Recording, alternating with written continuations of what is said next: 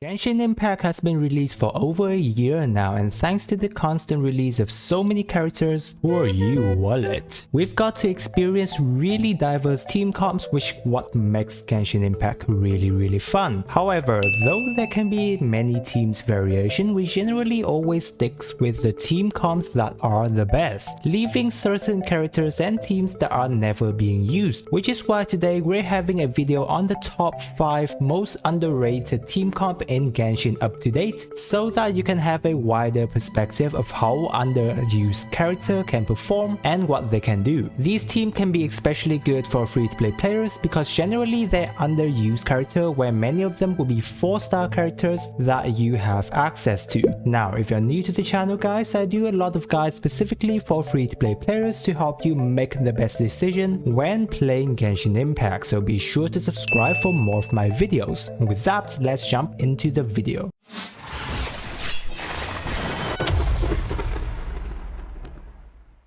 Team number 1, we have Kaeya, Xinyan, Xingqiu, and Yunjin. This is basically a perma-freeze team that focuses on normal attack. Kaeya and Yunjin are generally characters that are less used, however works absolutely perfect together in this case. If you didn't know, Kaeya is actually a very good DPS. It can be both physical and cryo DPS. However, since we're running with Xinyan, he will be more of a cryo DPS. Xinyan can also be built as a DPS character because his burst is spammable and deals a ton of damage at the same time. Xingqiu is here for our hydro application, and since his burst activates with normal attack, it is best suited for this team. And for Yunjin, we already know how good of a niche support she can be when it comes to normal attack buff. Her buff is just as good as Bennett is. What's better though is you're not locked in a specific area of circle to get the buff like Bennett, and since both Kaeya and Xinyan can deal really good normal attack damage, they can benefit a lot from Yunjin.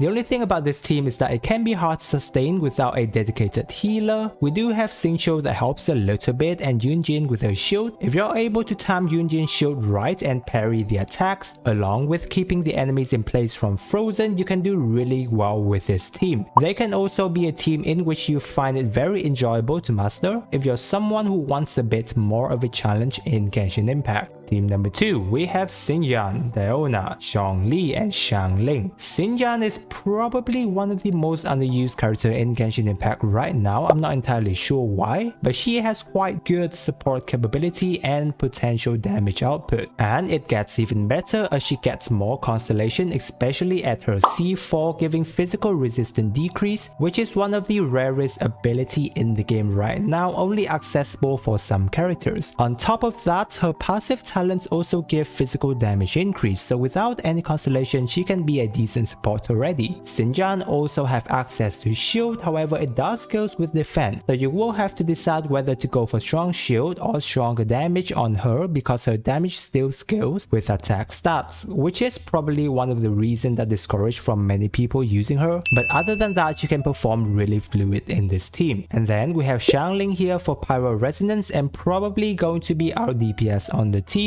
Diona is here to provide a bit of melt reaction during her burst and healing as well. She also gives shields, and there is also Zhongli, obviously one of the best supports we still have up until now, with unbreakable shields and good resistance shreds from his shield. This team is basically shield unbreakable as we'd constantly be having most of our shield up. With all the resistance shred support, Xiangling is going to be able to do really good numbers with her normal attack on top of her already very good burst damage output. Team number 3, we have Noelle, Goro, Xinyan, and the Geo Traveler, a very basic free-to-play team, yet scales with really well with each other. This team works best when you're earlier in the game, however even if you're in the end game, they will still hold up really well when you're able to invest into these characters. Many of us tend to forget how good of a support Geo Traveler can be, while also have access to very decent damage output. He can give you crit rate increase as well as more energy particles during his burst. Noelle here is going to be our main DPS and healer for the team, which is something really good about her being both a healer and a DPS. And since she scales with defense and so does Xinyan, Goro is the perfect support on this team, providing really good defense number. And we're also able to fully utilize his E skills buff for the team of providing all defense bonus resistant to interruption and geo damage bonus since we have 3 geo on the team. Xinyan here to also provide more physical increase for Noelle, and as well as a bit of shielding for even more buff for the already insanely high amount of defense the team have access to. A very fun team to go for if you haven't tried. Team number 4, we have Sayu, Xingqiu, Beidou, and then Fischl. Sayu is also one of the lesser used character out there, however as a 4-star healer that is an anemo, she is actually very viable in many of the teams if you haven't got the other usual 5-star anemo like Jin or Kazuha. As always, Sayu can have access to 4-piece Viridescence for resistant shred, but she's very fun to play also. Her E skills where she turns into a cute little rolling ball is surprisingly really deadly. If enemies on the field are covered in elemental status, she will be constantly swirling, generating really good damage numbers. But not only that, the teams we're running is a taser team, which